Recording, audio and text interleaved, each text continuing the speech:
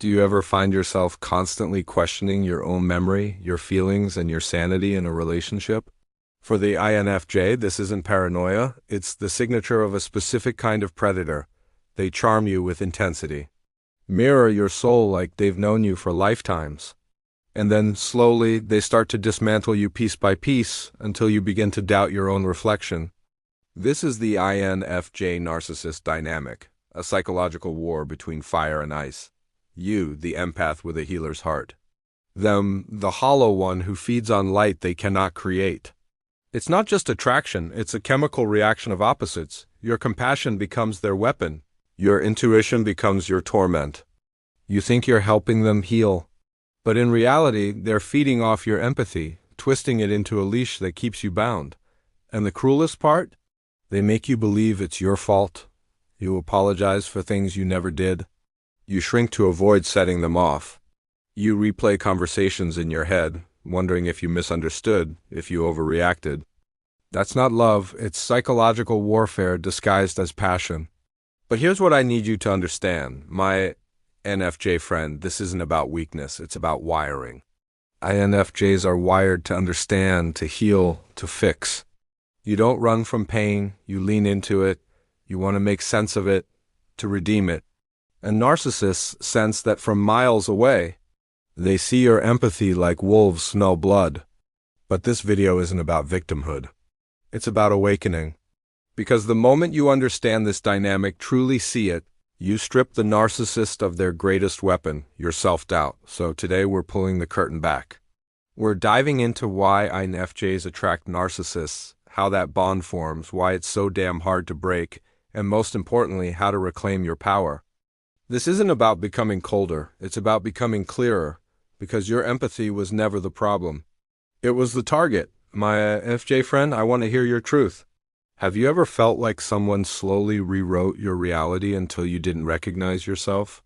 Drop your story in the comments, I'll read and reply to every single one. Now let's dive in. The INFJ and the narcissist, a psychological trap of fire and ice. The INFJ radiates warmth. The narcissist radiates need. You are the healer, they are the hollow. Together, it feels electric at first. You see their brokenness and mistake it for depth.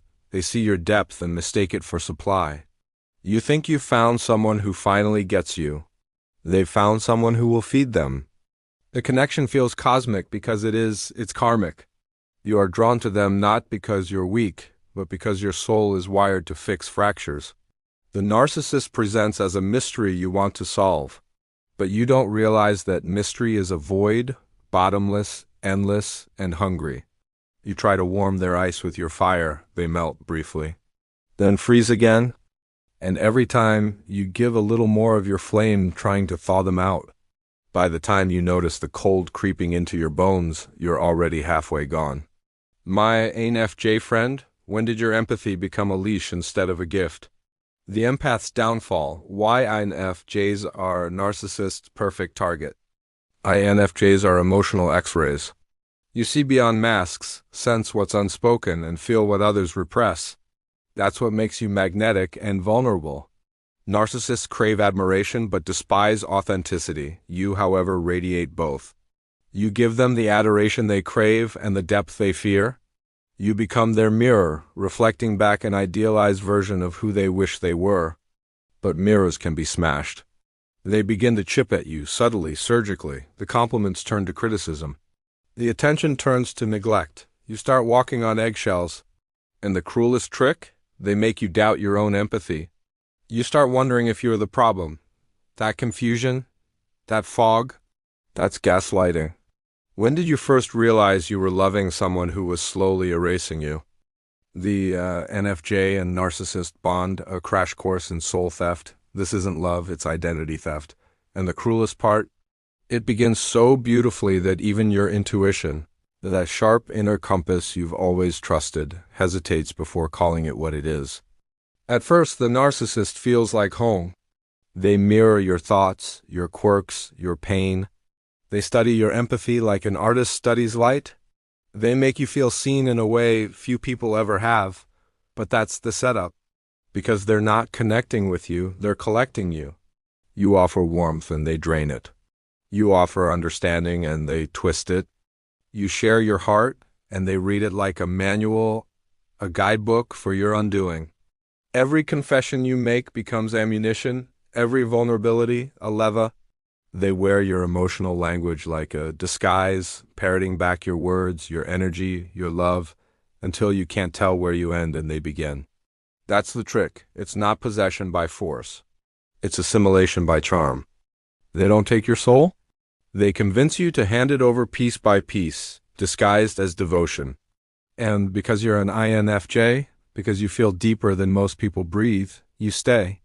You tell yourself it's empathy, that you're helping them heal, that they're just misunderstood. You keep showing up, thinking love can rewrite someone's wounds.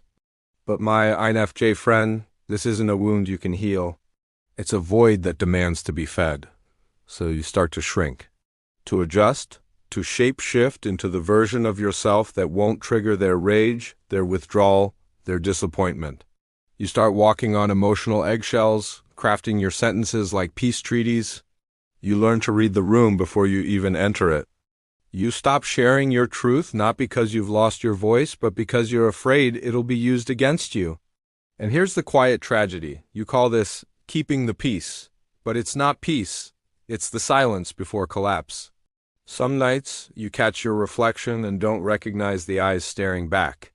You look calm, but inside you're screaming into a void that doesn't echo. You start to wonder if you've become invisible, or if you erased yourself trying to be loved. You weren't crazy. You were conditioned. Slowly, methodically, to believe that your needs are selfish, your feelings are dramatic, your truth is flawed. And so you start to apologize for existing too loudly. But here is the part they'll never understand. The same heart they tried to break, that sacred, empathic heart, is the one thing they can't fully own. Because once you wake up to the pattern, once you see through the illusion, their power collapses like glass under light. You remember who you were before you met them, before you were trained to flinch. You remember that you were never meant to shrink yourself to fit inside someone else's emptiness. You realize it wasn't your love that failed. It was their ability to receive it that was broken. So you begin the slow process of reclaiming your soul, pulling it back, piece by piece from the places you abandoned it. You start saying no, not out of anger, but out of reverence. You start choosing silence, not because you're weak, but because peace without pain feels sacred again. And one day you wake up and realize they didn't steal your light. They just made you forget how damn bright it was. When the healer meets the hollow, the INFJ narcissist tragedy, you tried to fix them. You thought your love could reach the parts of them that even they abandoned. But the narcissist doesn't want healing. They want control. They don't seek connection. They seek dominance. You become their mirror, their therapist, their punching bag, and when you're drained, they discard you for a new source of light. That devastation, that's your awakening. Because after the collapse, something extraordinary happens. The healer finally turns inward. What part of your healing began the moment you finally walked away? The unbreakable cycle, why INFJs can't leave narcissists. INFJs don't walk away easily, not because they're weak, but because they believe. You see the potential, not the person, the possibility, not the pain. But breaking free isn't about revenge, it's about rebirth. You must redirect your empathy back to yourself. You must learn that boundaries aren't cruelty, they're sacred self-respect. Healing isn't loud. It's quiet, deliberate, sacred. You rebuild piece by piece. And one day you wake up realizing you never needed their validation, you needed your own permission to shine again. What truth are you finally ready to believe about your worth? So here we are, my INFJ friend. You, the empath, the healer, the quiet warrior, standing in the ashes of what almost broke you.